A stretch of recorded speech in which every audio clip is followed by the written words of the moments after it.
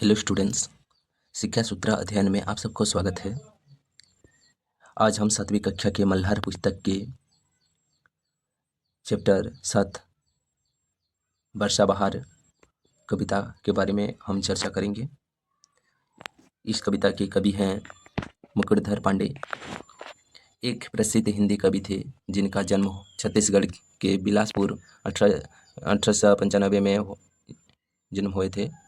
उनकी कविता प्रकृति की सुंदरता को दर्शाती है और सरल भाषा में लिखी गई है। कविता वर्षा बहार का मुख्य विषय वर्षा ऋतु की सुंदरता और प्रकृति में उनके प्रभाव का वर्णन है। यह कविता के प्रकृति प्रेम और उनकी शोभा को बढ़ाने में वर्षा के महत्व को उजागर करती है।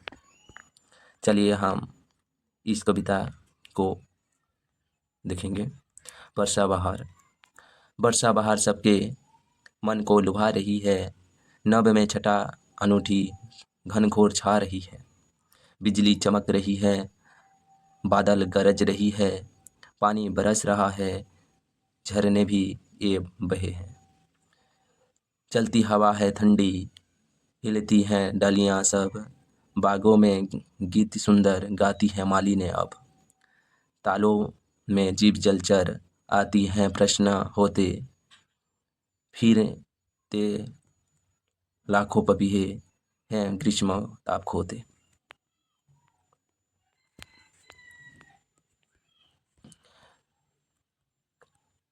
करते हैं नृत्य वन में, देखो ये मोर सारे, मेंढक लुभा रहे हैं गाकर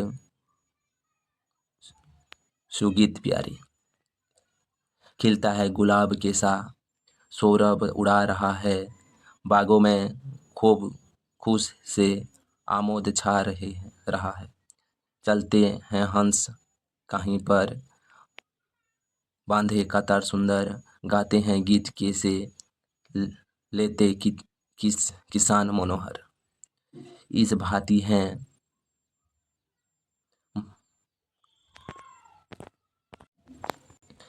भांति हैं अनोखी वर्षा बहार भू पर, सारे जगत की शोभा निर्भर है उस पर। कवि मुकुटधर पांडे की कविता है। चलिए उसके बारे में कुछ चर्चा करेंगे। वर्षा बहार कविता के मनोहर दृश्य रचने वाले मुकुटधर पांडे का जन्म छत्तीसगढ़ के बिलासपुर में हुआ था। प्रकृति सौंदर्य की विभिन्न छवियां उनकी रचनाओं में देखने को मिलती हैं। किशोरावस्था में ही उन्होंने कविता और लेखन आदि लिखना शुरू कर दिया था। उनके समय की पत्रिका है सरस्वती और माधुरी के उनकी रचनाएं प्रमुखता से प्रकाशित होती हैं।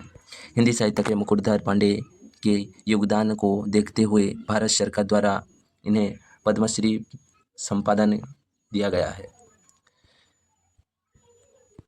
चलिए इस वर्षा बहार कविता के हम उनके भाव को समझेंगे।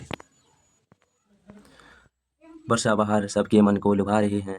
नभ में छटा अनूठी घनघोर छा रही है।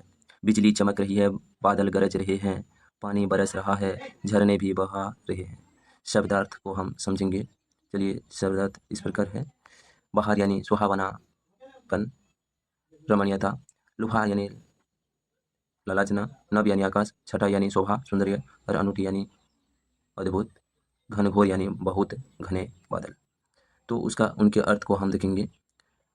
वर्षा ऋतु के आगमन से लोग अति प्रसन्न होने लगते हैं। काले काले बादलों की घनघोर घटा से आकाश का दृश्य अति सुंदर दिखने लगता है। बिजली चमकने लगती है और बादल के गर्जन तर्जन से वातावरण दुर्नित हो जाता है। वर्षा होते ही झरने के बहते जल से कल कल की ध्वनि सुनाई देने लगती हैं। तो आगे बढ़ेंगे हम। देखिए इस पद को। चलती हवा है ठंडी, हिलती हैं डलियां सब, बागों में गीत सुंदर गाती हैं माली ने अब। तालों में जीव जलचर आती हैं प्रश्न होते, फिर लाखों पपीहे हैं ग्रीष्म ताप खोते। करते हैं नृत्य वन में, देखो ये मोर सारे, मेंढक लुभा रहे हैं गाकर सुगीत प्यारे। तो जलचर यानी जल के बीच जीव जंतु जो रहते हैं, और फिरना यानी चक्कर लगाना, खोना यानी गंवाना या दूर करना, सुगीत यानी सुंदर गीत। कविता के तात्पर्य यानी भाव को देखेंगे। कवि कहते हैं कि वर्षा काल के समय में ठंडी ठंडी हवा चलती है। हवा के झोंके से वृक्ष की शाखाएं हिलने लगती हैं। बागों में खिले फूलों को देखकर मालिनी खुशी के गीत गाने लगती हैं। जलाशय के जीव प्रसन्नता के साथ क्रीड़ा करने लगते हैं। ग्रीष्म ऋतु की गर्मी से सप्त पपीहे वर्षा जल का पार पीऊ पीऊ करते उड़ते नजर आते हैं। बादलों के घनघोर घटा देख कर वन में मयूर नाचने लगते हैं तथा मेंढक अपने टर टर की आवाज से वातावरण को मधुमय करने लगते हैं। दूसरी पंक्ति। खिलता गुलाब के साथ सौरभ उड़ा रहा है, जगों में खूब सुख से आनंद छा रहा है। चलते कतार बांधे देखो ये हंस सुंदर, गाते हैं गीत कैसे लेते किसान मनोहर। इस भांति हैं अनोखी वर्षा बहार भूपर, सारे जगत की शोभा निर्भर है इनके ऊपर। तो खिलना यानी फूलना यानी विकसित होना, सौरभ यानी सुगंध महक अच्छी हवा जो बहता है, आमोद यानी आनंद, और मनोहर यानी मन को आकर्षित करने वाला जो सुंदर, निर्भय यानी आधारित है, जो जिसके ऊपर निर्भय से रहते हैं। तो चलिए इस अर्थ को समझेंगे, कविता के अर्थ को, भावार्थ को। कवि कहते हैं कि वर्षा जल में रस सिक्त होते ही गुलाब में फूल खिल गए हैं और आप अपनी सुगंध के संपूर्ण बाग को सुगंधमय बना दिया है। इतना ही नहीं, इस ऋतु की पंक्ति वस्तु उड़ते हंस समूह मन को मोह लेते हैं। खेतों में काम कर रहे किसान खेती करने की खुशी में मनोहर गीत गाते हैं। कवि कहते हैं कि संसार में इस वर्षा बहार का विशेष महत्व है, क्योंकि इस वर्षा का जल पर सारी प्राणी का जीवन एवं खुशी निर्भर करता है।